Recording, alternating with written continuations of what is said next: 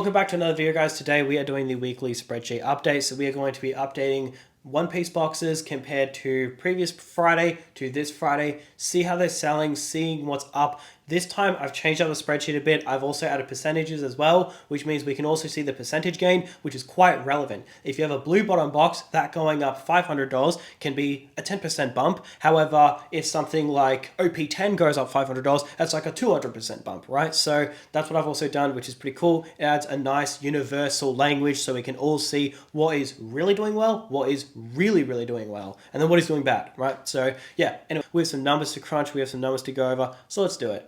Now, for a couple weeks to a little bit over a month, Blue Bottom was selling for about $5,000 on the high. However, there was recently a sale on TCGPlayer for $6,000, meaning it is officially above $6,000. We go by averages on this channel, so I get the recent sales over the week, get the average, and that's the price. So in order for it to be $5,000 or above $5,000, it does need to sell for well above $5,000 to compensate for those 4.8, 4.9k sales. So yeah, now that we're seeing it well above $5,000, that's where we're seeing it move up. So it's up 4.5%. Now it's $5,278, which is pretty sweet. I just want to say before I continue, I officially got a TCG Player affiliate link, which is sweet. Finally, it took many months, but I finally got it through. So if you are shopping on TCG Player, please do click the link in the description before you make a purchase, and then I get a small kickback. It's very similar to the eBay affiliate, where all you do is just click the link, make a purchase, and then I get a small kickback. It does support the channel a whole ton, and it is no extra cost to you. So I appreciate everyone who does that. But moving on. White Bottom is up 35% in 1 week. That's insane. So it seems like these older boxes have experienced a bit of a bump. And my theory towards why these boxes are experiencing a bit of a bump is because a lot of people are moving. It seems like people who have those newer boxes who have exploded in value, they're moving it onto older boxes, which makes perfect sense. If you go back a few weeks ago, something like EBO2, right? You would have to swap, EBO2 was $300. So you would have to swap like what, around 15 EB boxes to get one blue bottom. Well, now that EBO2 is $607, well, that means that it only takes like 8. So it went from like, not even 15, it was actually more. It was like 16 or 17, now it's like 8. So, I mean, that sounds like a great deal to go ahead and swap those boxes for something older and safer, right? Now, not specifically EBO2, but I'm just saying as a whole, because a lot of new boxes have gone so expensive, seems like there is money flowing into older boxes just so people can park their money and preserve their wealth that they've built, which is ultimately fair enough. So moving on to OPO2, which is up 30%, it is now $509. OPO3 is up 52%. So it's up from $480 to $733. OPO3, I don't really get it if I'm being honest with you. Maybe it didn't get as much printing. I mean, realistically, at least locally for me, it didn't really. Of course, it was widely available when it came out, but I feel like once it sold out after OPO5 came out, I don't think it did get a reprint after that, or at least it just didn't go back to MSRP. So yeah, now it's really expensive, so that's very weird. $733, it doesn't give me the vibes of a kind of set to be $733. The manga isn't really the most popular manga out there. The cards inside are somewhat popular, but not the most popular cards inside, so don't really get the logic there, but I guess, hey, that's what it's worth, so you can't really argue against it. OPO4 is up $27 from $450 to $575, which is pretty sweet. OPO5 is almost $1,000. It's $998. It's about to eclipse it soon. Realistically, on some auctions on eBay, it probably already has, but we go based on TCG Player and we get the average, so it's $998, which is up 15% over the previous week. Moving on to OPO6 is up 9%. So it moved up from $983 to $311. OPO6 does seem to be quite cheap in my opinion compared to other boxes that came out in a similar time. It's surrounded by a bunch of boxes that are extremely expensive. You're at like $9,000, $575, $733, and then you go on the other side, you got $270, $160, $830. So I do feel like it is a little bit cheap. It probably could hit $400 soon. But anyways, moving on, EBO1 is actually stagnant. It's remained $820. It does make sense. This one absolutely tore it recently. This is one of the highest percentage like returning boxes this year. So it does make sense. It is coming down a bit. Moving on to OP07, it is up 40% over the previous week. So this box used to be about $130. As you can see, when we were tracking it in the 4th week of November, it was $130. Now it's $270. So that is a lot of money. But yeah, it did calm down for a couple weeks. So like it jumped up to $200 and it was $199, $193, $194, $194, and then boom, jumped up to $270. So yeah, of course, it calmed down for about a month straight and then it just jumped up once again. OPOA is up 1.27%, up $2 from the previous week, so it's pretty much irrelevant. Moving on to PRBO1 is up 14%, so it is now $827. PRBO1, it absolutely sended it and did really well like Q3 of this year. It really did do well then. So approaching like November, December, January, it actually didn't really move up a whole ton. It was like 600 to 700 for a good while, but then now it's like 827. OPO9 continues to amaze me, to be honest. This one is the one that has absolutely shocked me. So, well, not really. Basically, this one's up 21% this week. This was the box that I was talking about the most early in my earliest videos. This is the box where I was basically saying like, hey, it's not super old, so it's not too expensive, but it's also not super new, so it's not like going to be in rotation for a while. It's not going to be in print for a while. So this was like the sweet spot. This is like, honestly, probably one of the boxes that's gone up the most in this jump in the last couple months, purely just because it was in that sweet spot. That's something I was talking about very early on in the stages of my channel. But then moving on to OP10, it's up 8%. Now it's $174. I wonder if OP10 could hit $200 soon. I guess only time will tell.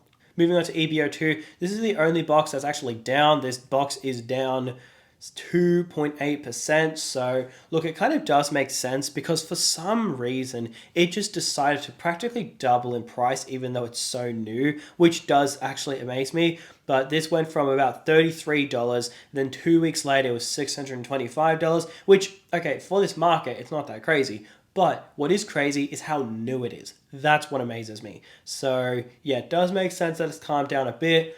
Will it hit 700? Will it hit 800? I realistically have no idea. It's very hard to make these kind of predictions in this kind of market. So take it for what you will, but yeah. OP11 is up 22%. OP11 is a really good set and has some expensive chases inside. So it does make sense that it is this price. I would honestly not be surprised if OP11 goes up a little bit more, for the sole reason that if you look at sets like OP13, if you look at sets like EBO2, they're similar like quality in talking as the top chasers, but they're much more expensive. So I wouldn't be surprised if OP11 does go up a little bit more for that sole reason that the gold Luffy is so expensive as a 10, the silver Luffy is so expensive as a 10, and then, I mean, honestly, the Magro isn't even that crazy, to be honest with you. It's pretty much just those two. So yeah, I do think it definitely does have some potential to go up a little bit more. But then moving on to OP12, it is up 18% over the previous week. Then PRBO2 is up 2%. PRBO2 is the one that I'm honestly saying is probably the best buy right now. Yes, it's $324, but if you compare it to everything that's actually good, it is a really good box. PRBO2 is practically cheap-ish, purely because of its age. If it was the same age as something like OPO6, it'd probably be $400, $500, $600, $700. But the reason why it's $324, in my honest opinion, is because it's so new. Something like OP13 is a really good set. So something like that, okay, it's $533. I think that's absolutely ridiculous. I don't know if it'll hold that. I'm not saying it won't. I'm not saying it will go down. I realistically have no idea. But it's not like it's $50 over MSRP. It's more like $300 over MSRP, or even more. So that is a bit of a different territory. But with something like PRBO2, it's still like in that somewhat reasonable range, especially as, you know, people don't want to crack OP11. People don't want to crack OP10. People don't want to crack OPO8. Okay, people don't want to crack those, you know, those less popular sets. People would rather just fork out more money and buy better quality sets to open up, right? So if you want to crack any set, PRBO2 is your best value. So that's why I think this one will bump up a little bit more soon. That was something I was talking about. EBO2, I was talking about it quite heavily when it was 330. Now that's 600. I think the next opportunity is most likely OP or PRB, sorry, PRBO2, I do believe. Moving on to OP13, the set that started this whole craze is now up 34% to $533. Will it go up more? Realistically, who knows? It's very difficult to predict a top. It's very difficult to predict a bottom. And it's something that is never really going to age well consistently. So me personally, I don't know. But would I be buying at these prices? No, no, I wouldn't. I would love to say to dollar cost average. And I do think dollar cost averaging is good advice. Don't get me wrong. On this channel, I always talk about dollar cost averaging. If you're desperate enough, okay, fair enough, you can dollar cost average. But my logic is that it's $533. It's not $100 over MSRP. It's not $200 over MSRP. It's not like boxes are usually 150 and then this one's 200, right? Like when OP13 was 180 and other boxes were 150, yeah, I was saying like I would absolutely buy it, and I was advocating for it. I was very heavily advocating for it. And my logic was like, okay, even if it goes down $10, just dollar cost average, right? But when you get to something like this, you've got to ask yourself, is it worth missing out on OP13? Like, I think there's nothing wrong with not having a problem saying like, hey, I'm not going to buy it right now. If it does go down in the future, I'll buy some. But if it continues to go up, that's fine. There's other opportunities in the market. I think that's the best approach when it comes to things like this. There is a time and place to dollar cost average, but then there is also a time and place to just wait and hold. So that's kind of where I sit here with OP13, where I'm thinking like, and that's just most of the market, if I'm being honest with you. I will make a video more dedicated to like more in depth, but for most of the market, I don't think it's even worth dollar cost averaging. I think it's just worth holding what boxes you have, looking on the sidelines and just kind of spectating, if I'm being honest. If you do want to position in something, PRBO2 is probably your best bet, white bottom, blue bottom, or OPO6. Those I think are the best bets, to be honest with you. Maybe not white bottom because it just exploded 35%. Blue bottom if you can, and if you do buy that, please do use my affiliate link. Like, damn, that'll take me out of the hood. The thing is, OP13 is just, it's a good set, but in the TCG market, there's nothing wrong with just looking at a box and going, all right, you know what, I missed that, but there's always going to be another opportunity. That is something that takes time to learn, but when you learn it, it's great, right? Because the TCG market, it's not like the S&P 500. It's not like gold. It's not like Bitcoin. If Bitcoin goes up, if gold goes up, if the S&P 500 goes up, you can still buy it because what else are you going to buy? It's not like there's a Bitcoin V2 that's cheaper, right? It's not like there's a second gold, right? So you just buy it and it'll eventually go up. The thing about the trading card market is because there's constantly new opportunities. When new sets come out, that's a new opportunity. So the thing about the trading card game is there's always opportunities, and it may not be One Piece. It may be a different trading card game. Maybe right now there's no good buys in One Piece. Me personally, I think PRBO2 is still a pretty good buy in my opinion. But let's just say you don't want to buy that. You can always just wait and another opportunity will present itself later versus other markets where like even if Bitcoin goes up, usually the logic is, hey, it's still Bitcoin, it's still a really good like asset, you can buy it, right? Like it's still worth buying. For something like OP13, I'm not saying that it isn't worth buying, but there will be other opportunities in the future. It's not like OP13 is the last good set, so that's kind of my logic there, right? So there is no harm in sometimes just building up a piggy bank. Sometimes being really cash heavy is actually a really good thing. Being cash heavy basically means that you are prepared for any opportunities. So if an opportunity presents itself, great. Sometimes items will dip very shortly. Sometimes a new item will come out and it'll be cheap for a very short period of time. There was a Pokemon item, and thankfully, because I was cash heavy, I was able to buy into it, but it was only cheap for about 2 weeks and then it jumped up 25%. Well, if you were holding on to items and just buying whatever you could for the sake of it, then you may not be able to capture those opportunities, right? So opportunities like that don't really present themselves often. So my whole point is that you don't have to dollar cost averaging into OP13. Realistically, you don't have to dollar cost average into any of these. There is actually no harm in just waiting. This market is right now a seller's market, not a buyer's market. Generally, you do want to buy into a buyer's market and then sell into a seller's market. So right now, the favor is to the opposing side if you are looking to buy, which makes things very difficult. It makes the margins slim. It makes obtaining them difficult, but also if they go up, a lot of times sellers just cancel your order. This guy commented on my video and said that 60% of his orders have been canceled because the items go up. That is so exhausting. That's not fun. That's just annoying. If the item goes down, they happily fulfill it. If the item goes up, they'll happily cancel it. So generally, there is no harm in just waiting. That's just my piece of advice. I'm not saying that you should. Do not take what I'm saying out of context. But what I am saying is that when you get to these kind of prices, there is no harm in just like taking 5, take a breather, and then just enter it. One Piece is not going anywhere, okay? In 10 years' time, sure, these boxes will be much more expensive than they are now, provided the TCG doesn't die, but there will be other opportunities in the future.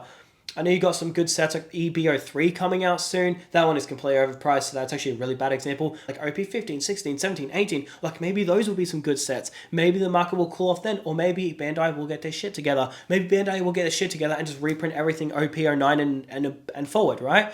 I don't think they'll touch like older stuff, but I would not be surprised if they touch newer stuff. Like none of this stuff has really gotten many print waves, so I wouldn't be surprised if they just dump a bunch of supply on the market. Just one quick thing before we end the video, just want to quickly mention, for anyone who doesn't know, when OPO5 came out and OPO6 came out, the market was really hot, and they actually did a restock for White Bottom, and it crashed the price. White Bottom went from, I want to say $600? Let me see if I can pull up a chart. Yeah, okay, so here we go. So this is a pretty good chart right here. So basically this is what happened. So Romance Dawn, this box was $560. Technically, I believe it was a little bit more, but this is what price charting says, at least according to price charting. So it was about $560, and then it did dip a little bit, which was kind of irrelevant. But then what happened was it actually got a fat reprint, and it dipped down to $200. This is something no one really talks about, and I guess you wouldn't really remember it unless you were there. Thankfully, I was. Oh my goodness, this was hilarious when this happened. Well, okay, it wasn't hilarious, but everybody was panicking. This is where so many people lost hope in the trading card game. People were losing their shit when this happened. So basically, it absolutely exploded because OPO5 came out and big hit, we all know that. But yeah, then they did a restock. So people thought they were invincible buying OPO1. They thought that they could never lose money, but no, it halved in price. I'm not saying that will happen here. That is not what I'm saying at all. But I'm just saying, do take it with a grain of salt. They do actually reprint pretty old stuff. So when they reprinted this in April, which is well, actually in May is when it came out. So in this era here, May, June, July, this is when OPO7 came out. So when OPO7 was like the latest set, they still were reprinting OPO1. So that's 6 sets backwards. So if we look here, that's 1, 2, 3, 4, 5. Well, you skip EB because that's not really a set. So you go 1, 2, 3, 4, 5, 6. Sorry, yes, it is a set, but they usually don't reprint EB. So if you look, you'll notice that lo and behold, OPO9 can still be like in print. So do you get what I'm saying? Like, okay, this is not guaranteed to happen, but following patterns that they did last time there was a One Piece craze, this did happen. So it is something to consider. But I'm not saying it's guaranteed to happen. Honestly, I don't even know if it will. It is just speculation, and it is just bringing up the conversation. But yeah, that's just my 2 cents with the situation. If you're wondering what I'm buying with One Piece, practically other than PRBO2, I'm kind of just chilling right now. There's no harm in just chilling. You don't have to constantly be buying stuff. Having money in the bank, there's nothing wrong with that, to be honest with you. It's safe there. It's not like every single day there's 100% inflation that eats it away. Even if you wait a year to buy One Piece boxes, okay, well, that eats up, inflation is like what, 5%? Or not even, it's like 2-3% a year. So hey, I mean, look, it doesn't really matter that much in my opinion, but yeah, so that's just my personal thoughts. You can buy OPO9 at these prices, but just do note that when OPO5 absolutely exploded and like the aftermath of that, everything just plummeted because people got way too excited and then it just all calmed down. I'm not saying it'll happen again, but it is definitely a possibility. It's something to think about. If you do desperately want to buy right now, you want to get into the action, at least dollar cost average. That's all I ask. Just please dollar cost average. It has never not worked. Dollar cost averaging is the best strategy for investing in any investing. So yeah, but that is going to do it for today's video, guys. Thank you guys so much for watching, and I'll catch you in the next one.